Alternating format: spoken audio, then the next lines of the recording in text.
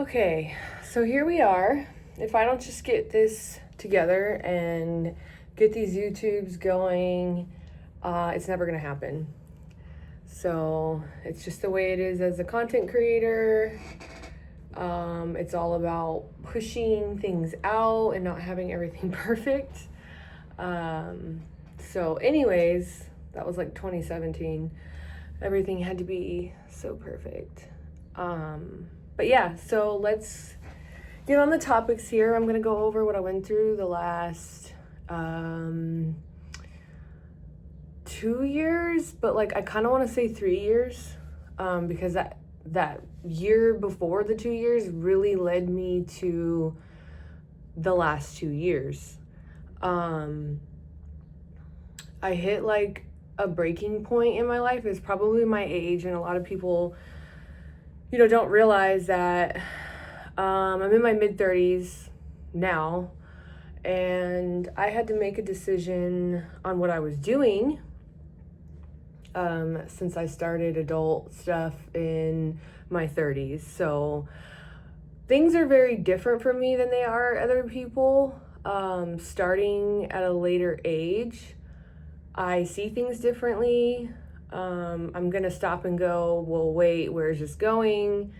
What am I doing with my money? Am I happy? And and that was a lot of the realization that I came to was pretty much like, what am I doing with my money?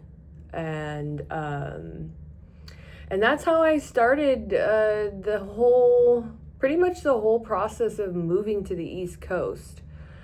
So living in Vegas just wasn't working out for my personal life.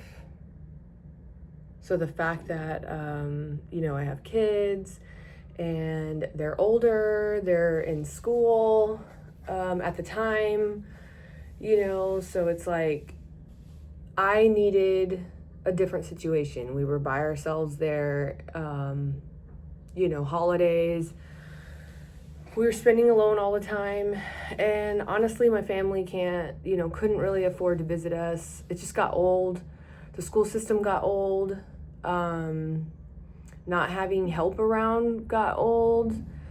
I've spent so much time in my life being a single mother, raising 2 kids, and just roughing it out. Even though it's my family's fault for they ended up moving to the East Coast. So a lot of people are like, what are you doing in upstate New York? And, like, how did you end up out here? I would never imagine somebody like you would be living out here. Well, first of all, I didn't just like pick the location and be like, yeah, I'd love to be there. But I am a very optimistic person, and I like seeing the bright side of things, or if like this is how life is going to be, I like being positive about things. So my family was out there. Me and my kids really just made the decision that we wanted to be by our family. We just got tired of the way that things were. Also, being in Vegas full time, I'm gonna be honest, like, it's a great place to live. Like, I liked it and everything, but it was kind of a little depressing, and there's just always the need to like work, and then there's just a lot of people who party and want to party and all of that, and that's just, let's just be real, that doesn't physically get you to your goals. And same thing with LA. A lot of people are like drinking and partying, and this isn't just like an industry thing, this is just like all around. Okay, so for me personally, I made the decision that, it would be healthier for me if I was around my family more. And I had that support system, which also, like, there isn't a bunch of drinking going on. I mean, yeah, like sometimes, people drink, but it's just different. Okay. Anyways, so yeah, I just made the decision that I was gonna go be by my family, because every time I went home after working or everything, it was just really shitty being alone all the time.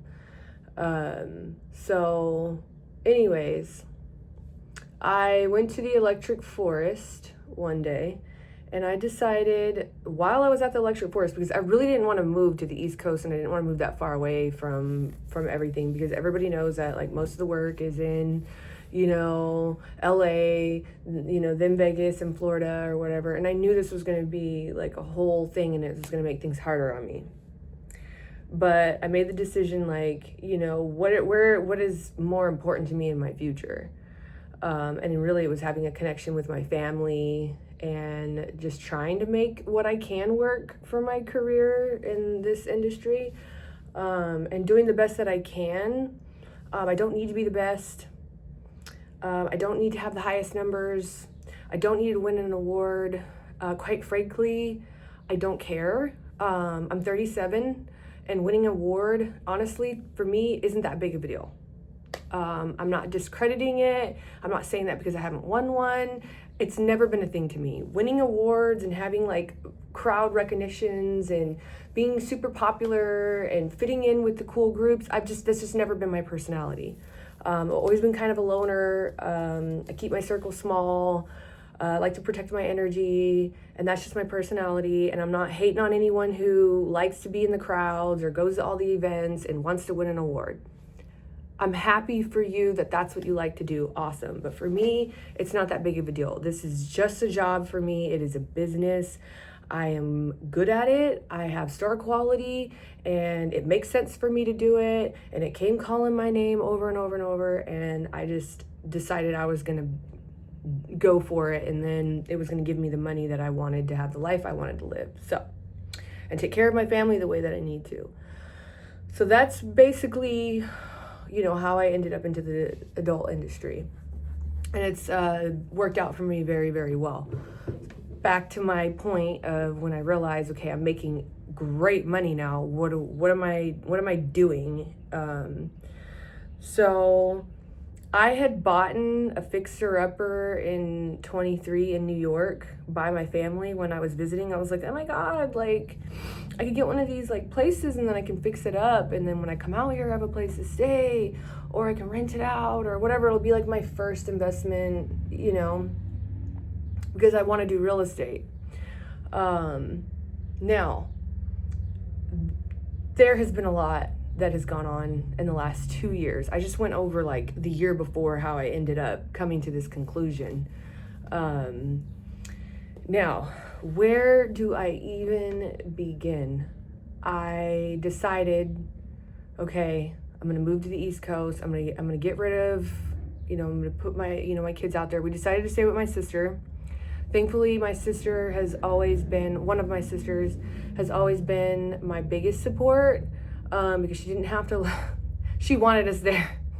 She missed me.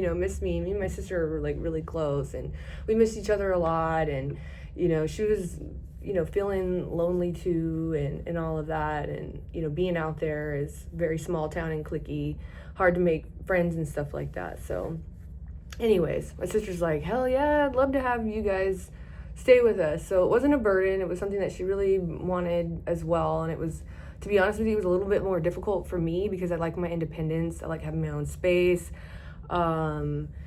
She's got a lot of kids.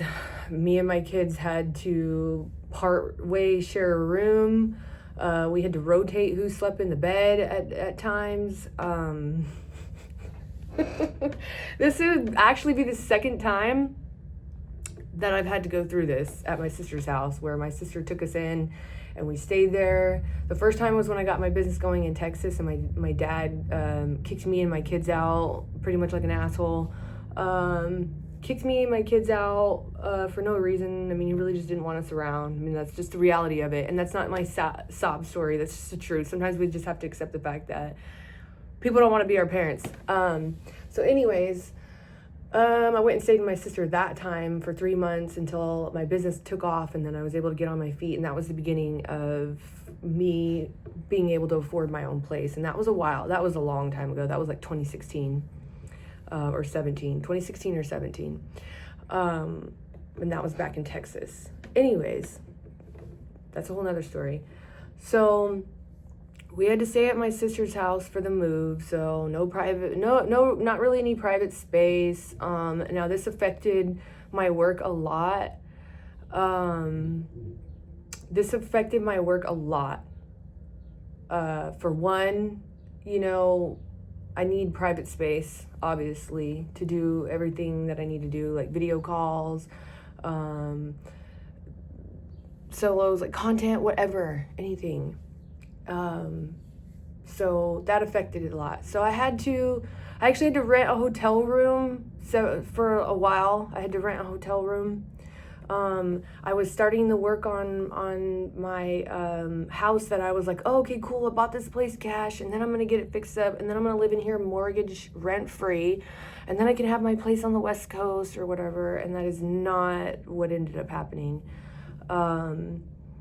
So anyways, I will tell that story on another video, because right now I'm focusing on a lot of the beginning and what I was going through, and telling that story first, because that's a whole nother story within itself. And there is light at the end of the tunnel. I will tell you this because it sounds really shitty, but there is going to be light at the end of the tunnel.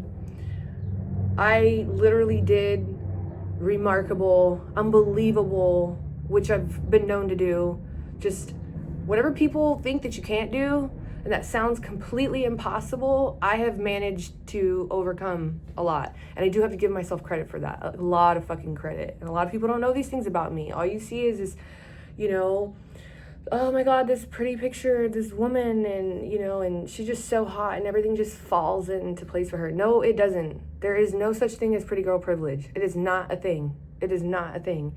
You can be the most attractive person in the world, but if you do not know how to make it work for you, and you don't have a business sense, and you aren't intelligent, and you don't have strategy, and you don't have marketing skills in what I'm doing, you're not gonna make it. You're not gonna make it. Test me on it. Open a random Instagram account and post pictures of an attractive person. See how long it takes you to build followers. See how long it takes you to open up an OF account. See what happens. Just go ahead and do it. See if you can attract anyone. Good luck. You don't just, it's funny because I'm watching Euphoria and she's like, oh my God, like I have an idea, the new one that just came out. I want $50,000 flowers at our wedding, and I have an amazing idea. I want to open an OnlyFans account. And I'm going to make all that money. Okay, sure, go ahead, open the account. Now who's going to come to your account? How are you going to get them there? And he's like, don't, do me a favor, don't ever show that with your face. Okay. All right. Let's see what happens. Let's see how that works for you. How are you going to get people to come in? How are you going to get people to buy? How are you going to keep people entertained? How are you going to keep them from leaving? Now, how are you going to keep doing that through years of time? So I've had so many people from my past come up to me or message me and be like, oh my God, I want to do it and not show my face, or oh my God, blah, blah, blah. That's not how it works, dude. That's not how it works. I had to wake up one day and go, I have to go all literally balls to the wall, balls out, go big or go home. You know, okay, cool, you might make some change on there, but if you want to make like a career and you want to make some real money to change your life, it is not like that at all. You're not just going to open an account and start making money. Okay. It costs a lot in marketing. Most people will not tell you that. Most people who are doing this will not tell you that they are paying for marketing. Most people will not tell you that they are staying up or late nights retweeting for retweeting. Most people are not going to tell you all the stuff that is involved. People put on a facade with this. And you know what?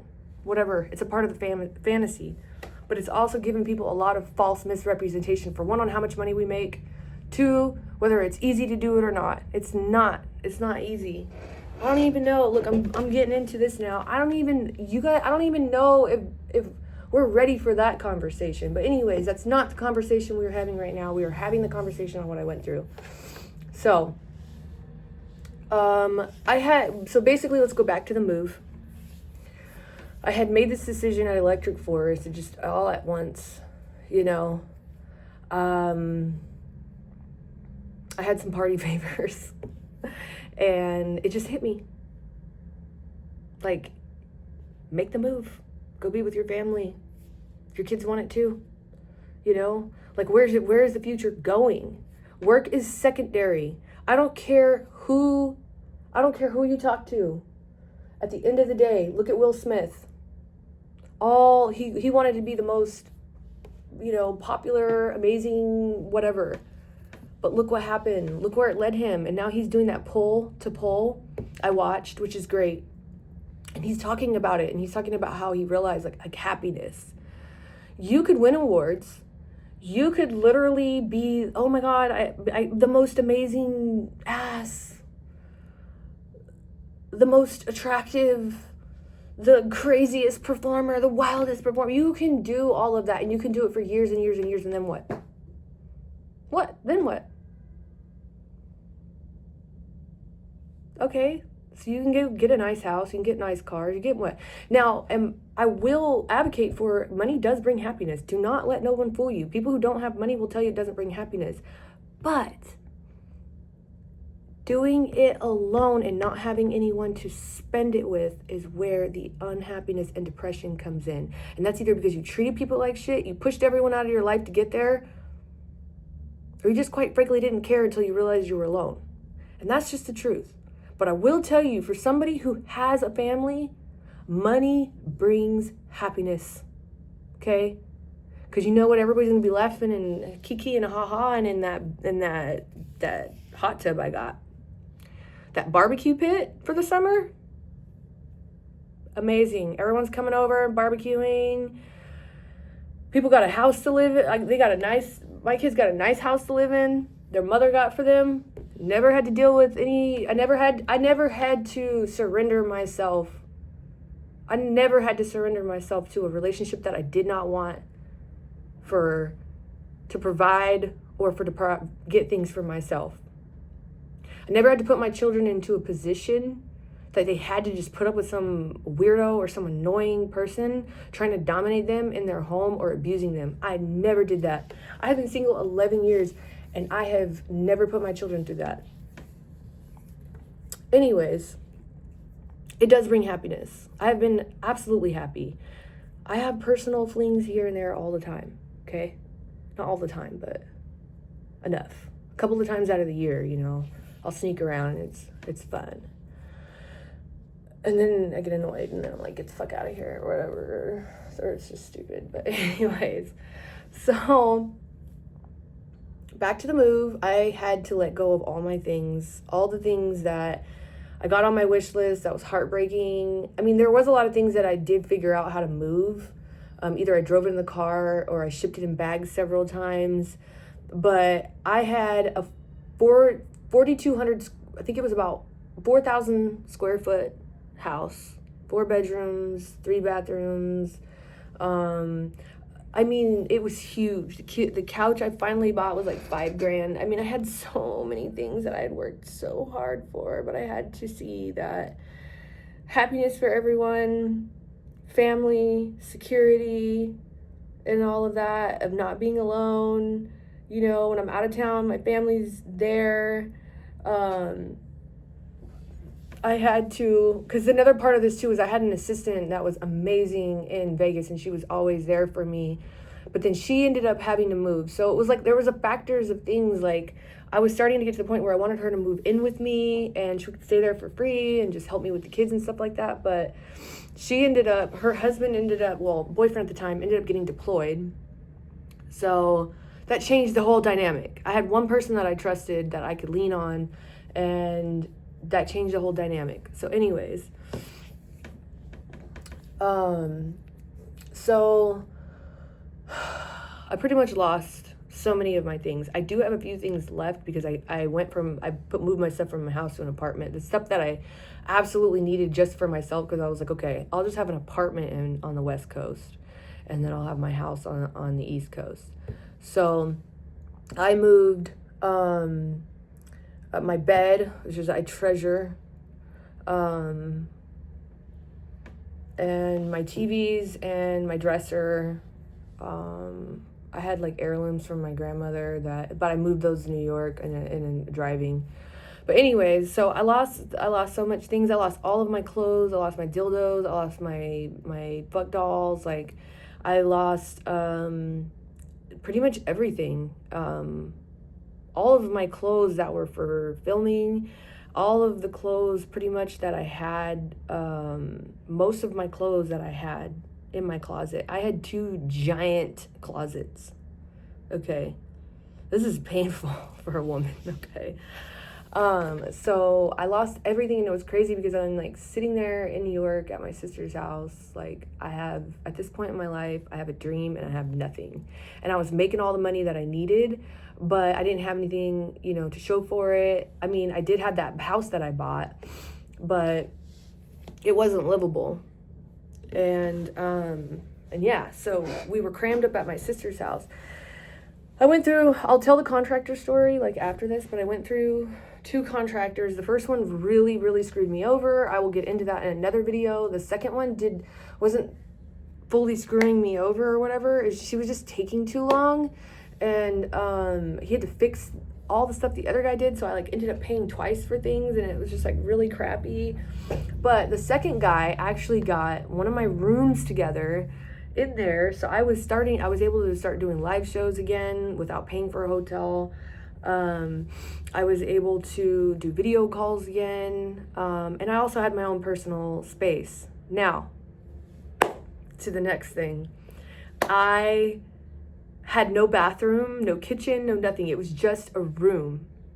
So I had to go back to my sister's house, take a shower every night, go to the bathroom, okay? I had to go to the bathroom, and then here's the kicker. I mean, we all know that we got to go to the bathroom, you know, at night or in the morning when you can't hold it. So, here's how I survived. I'm only going to give certain details.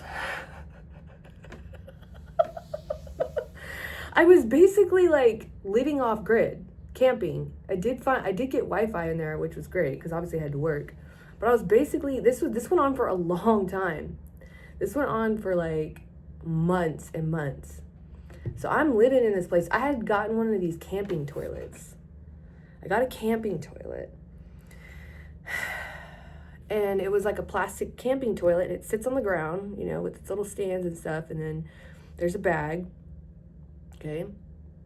And it's like a Ziploc bag. And then I'm sure some of you know what this is.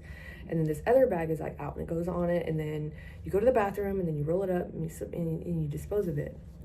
That's all.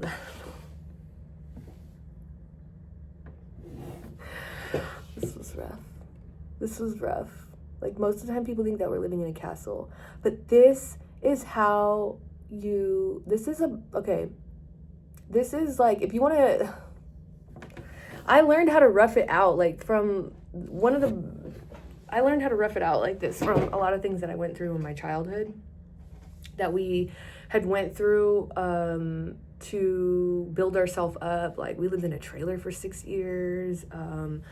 We actually stayed at my mom's best friend's house for months before we got the trailer ready. I forgot about that too. Like, the things that your kids learn to go through builds character. It builds character. So it was really crappy to go through, but my kids watched me get rid of everything, have a dream, struggle tremendously for this dream, because I'm in this room thinking that any day now this house is going to get done, and then I'm going to get to live in there. We're going to get to live in there, and we're not going to have to stay at my sister's house and everything.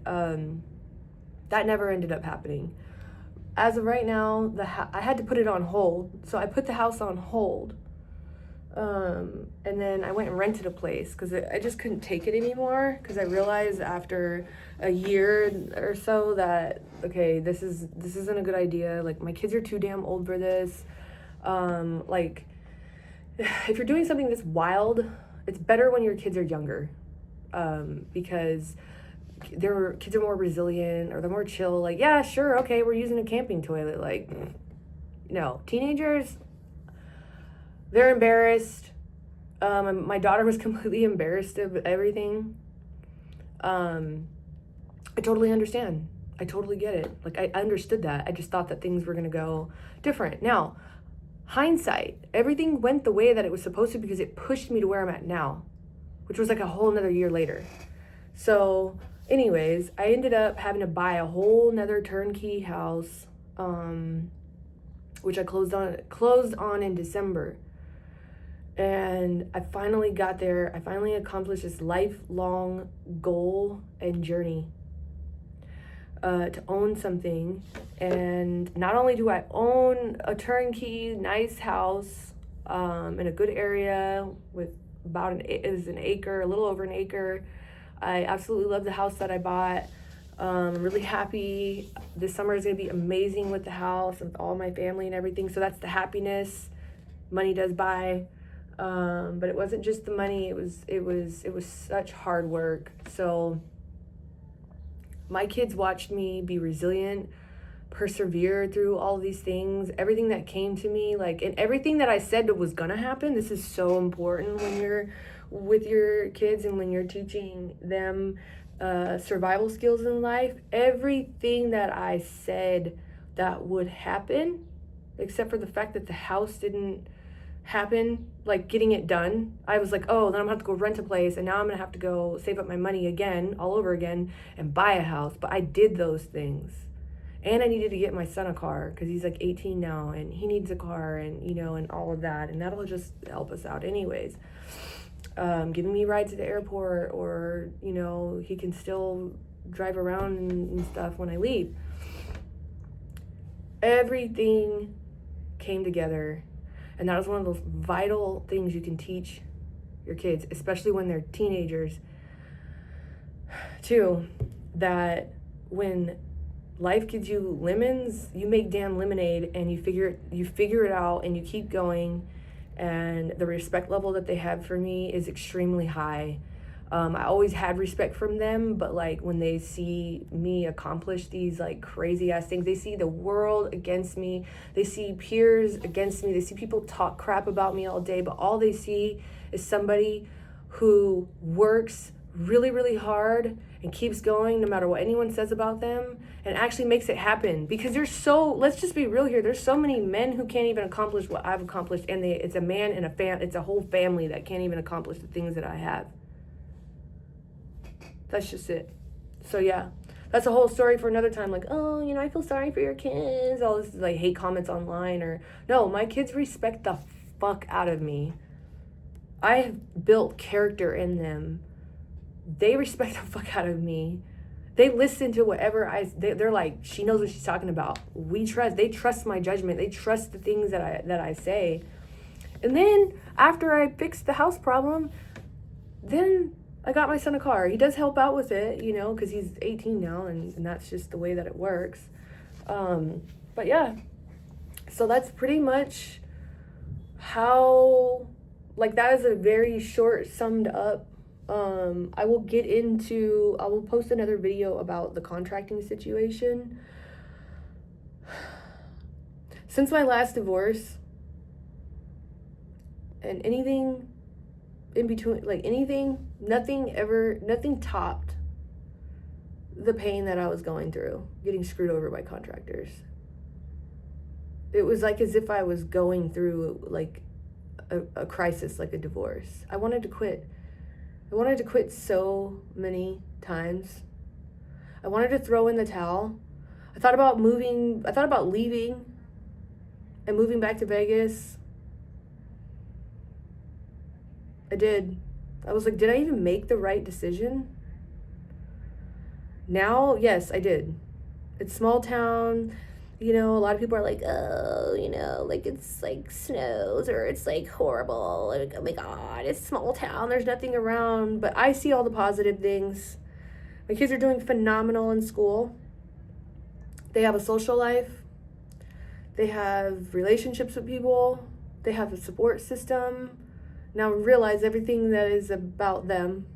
I have my family there for me or whatever. What I like is that it's quiet. It's safe. It's quiet. The nature is so beautiful. I like November and December of the snow. I do like the snow. I think it's pretty, but like January, February, March, I'm over it. So that's when I stay in Vegas. But anywho, I will talk more, but ultimately, it was a good decision to make for my personal life. Now, as far as my career goes, I do have my place in Vegas, and I'm just doing the best that I can. I'm not competing with anyone. Everyone has different lives. Everyone has different goals. Some people see this career as their whole life. You have to understand that. A lot of people don't have kids, and that's okay, whether you do or you don't. But they see this as their whole life, and it's not my whole life. It's not my whole life. I only care to a certain extent. It's just a business. It's just a job. I do enjoy my job. I appreciate my job. It has brought me everything that I need. There's good days and bad days, just like any other career you're going to be in. Any other career you're going to be in. But the most important part is that it is aiding to my family, is aiding to my future, is created stability for me in life. And that's just it. That's just it. So right now, because here's the other thing too, like, the place I'm at in life is different. I'm not in my 20s. I'm not in my early 20s. You know, my grandma's about 90. She's going to be leaving us soon. That's a whole thing. My kids are at that starting point in their life. You know, my son, they're adults practically. My son's an adult. My daughter's going to be adult soon. And they're going to be graduating school, and these are like the last final push-off years of their life. For me, that is more important than an award in this industry. That is more important than being popular with people. That is more important than living in LA. My family and my children are more important to me. And that is why you don't see me in certain rooms. And that is why you don't see me at certain levels. Or maybe someone got picked over me for something. Makes sense. That's okay. I'm totally okay with that. Because I have different things. I'm a different person, and I have different values in my life that they either don't have or don't want to have. And that's okay. Either way is fine. But my kids are everything to me. And giving them that kickoff to life, you know, I'm never going to get that back, and I want to stay close to them. I don't want to be separated from them. I don't want to make my career more important than them, and then they don't care to be around me or visit me when I'm older and all of that. It's always going to be that way. I'm a mother, and that's my duty as a mother, and that's why I love being a mother, and that's just the way that it is. Period. So people who put the industry at the most important thing in their life, and they value it more than anything else, and they put all their effort and their eggs in that basket and energy into that, it makes sense. It'll make sense to you. That does not bother me by any means, because I'm not willing to do that. I'm not willing to do what they're doing. So they deserve that. And I'm happy. I'm happy just like going along just like this.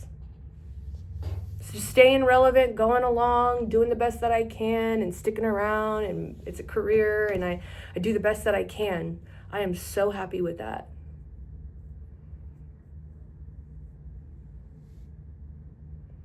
So, I actually forgot about, I left out my health journey, how much this change has helped me with my health journey. I quit. I do drink like once every month or every 2 months, and it's like a beer or two or whatever. But those of you who found me when I was 215 pounds, so 35 more pounds than I am now, and tons of bloating. I actually realized, in the last 2 years, this is my first time in this industry being sober, working sober constantly. This isn't even just like, oh, I'm back to something. No, this is actually a new version of me. What you guys are getting is a new version of me. I drank in the beginning like a lot of my drinking came in. I mean, I did get depression because my sister moved out of Texas, and this was like back 2018 or I don't know, like something. It was like right before COVID. I went into depression because my sister moved out of Texas, and we moved there together, and that was very heartbreaking.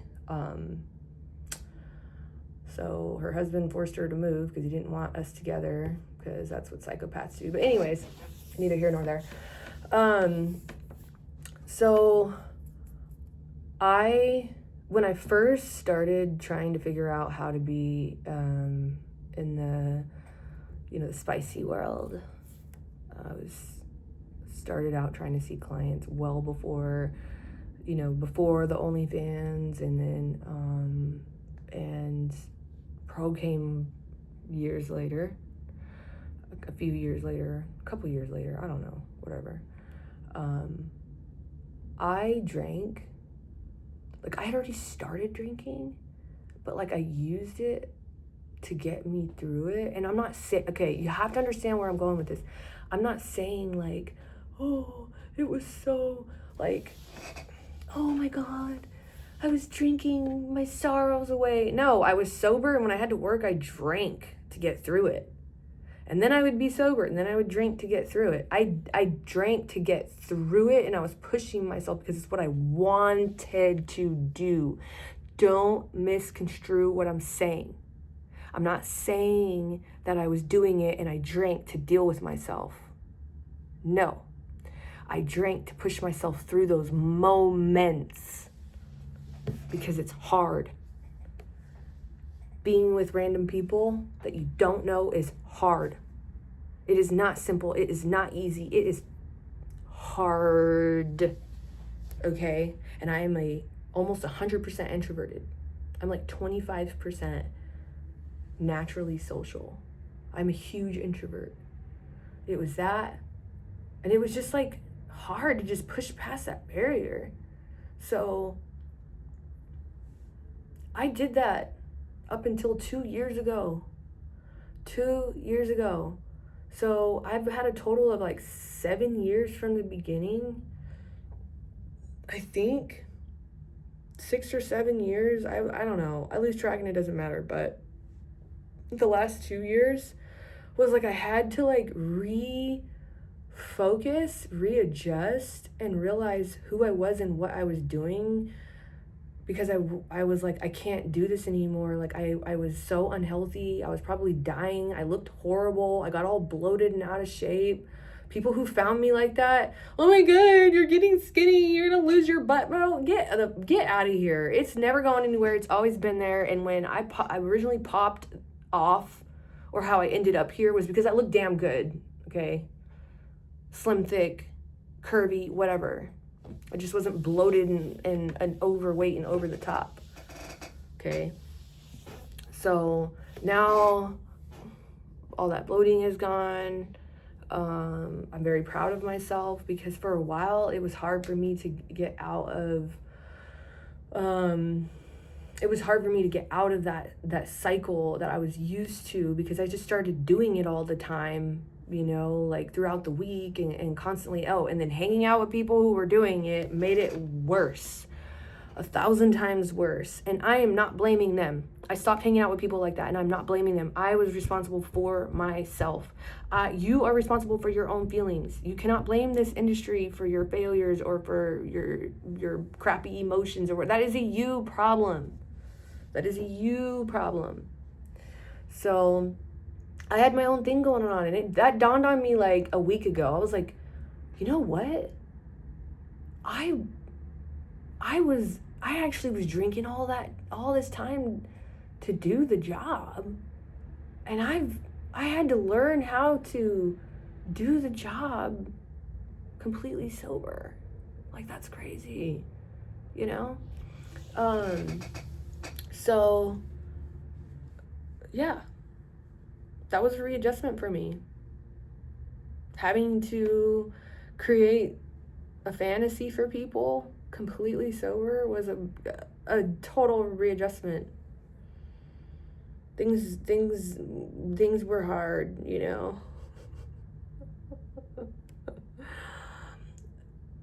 I would say after all these years, I'm still adjusting to that. I'm still adjusting to it. I'm getting better. Not every day is going to be a good day, but at the end of the day, I am not self-medicating anymore for anything, really. Just dealing with whatever I feel when it comes. My anxiety is way lower. I had a lot of anxiety and I was really emotional all the time, and I think I took a lot of things too seriously, like with the industry. I took people too seriously. I let people get to me too much. I let FOMO get to my head too much. I was overworking myself. I wasn't going to the gym. That was just how I ended up doing things. Now that I have readjusted my whole life, I have so much more confidence now. Like, I own properties, like I have a home, that I put together. Like, I have plans for more things in the future. I want a lake house. Like, I want to have, like a retreat. I mean, I have all these plans of things that I want to do. And so, it's keeping me level, and, so it's making me look and, stop and go. Even if you want to be resentful towards your job for whatever reason, like, it's giving you the life that you wanted, and it doesn't matter what you do. I know so many people who have regular jobs, civilian jobs, and they are so unhappy, and they drink themselves to oblivion every weekend, and they're always negative all the time and complain about being broke and blah blah blah blah blah. What's worse? Dealing with what people think about you, but having everything that you need and want, or just completely hating your life and being depressed. And I'm not telling you to go do my job. I'm not. Okay? Hating your life, completely depressed, drinking yourself to oblivion. You think you're just, oh my God, I'm just going to go have fun this weekend. It's because you hate your fucking life. That is just it. You don't like your family. You don't like your home. Everything's just so negative all the time. And really what you need to do is wake up and be thankful of what you do have and be positive, because I had to go through that a million times. I go through it now. I have to remind myself, this is everything that you accomplished. So that's that. I cannot stress this enough to people who feel like they are drowning in their emotions and their sorrows and hating their life and hating their job. You have a job, okay? You just have to change things, and you have to change your mindset. Most of it is just your mindset. I see people like, oh my God, I'm quitting the industry. It's so horrible. It's so toxic, blah, blah, blah, blah.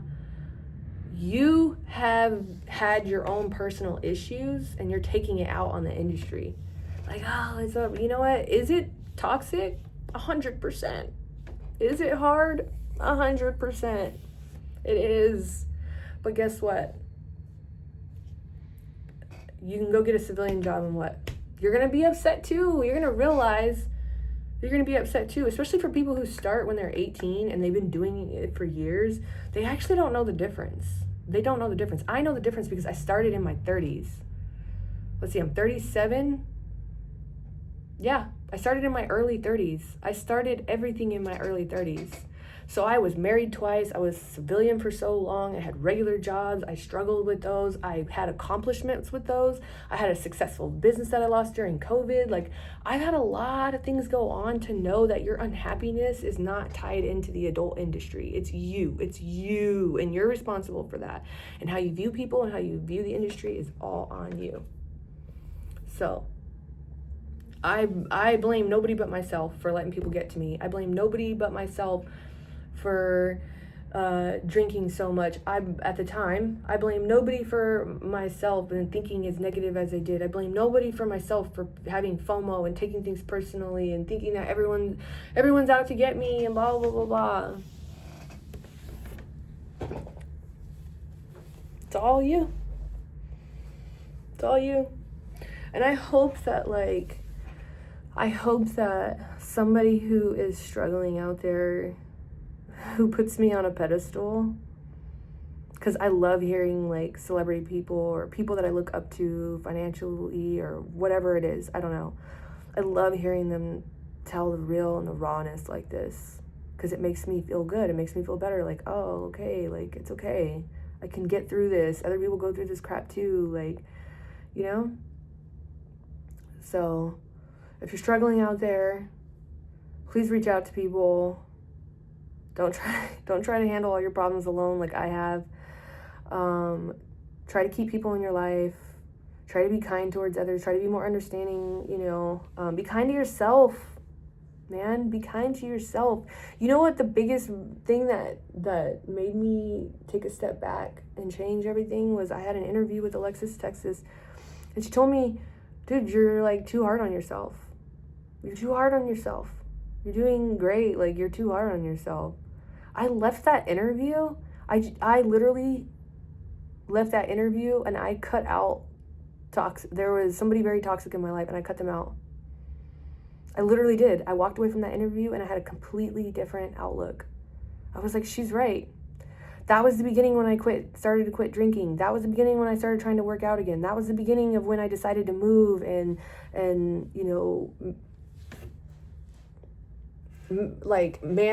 basically manifest like what was going to make me happy in life. I love going home where it's quiet. Like, yeah, social life is not very, there isn't a lot of social life out there because it's very cliquey in small town and people are super judgy or whatever. And I don't care. Ain't nothing new. I lived in Texas, like, whatever.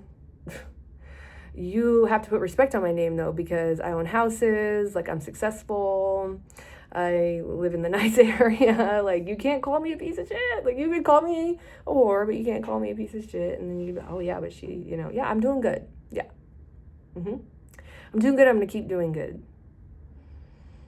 And I might take over, So, anyways.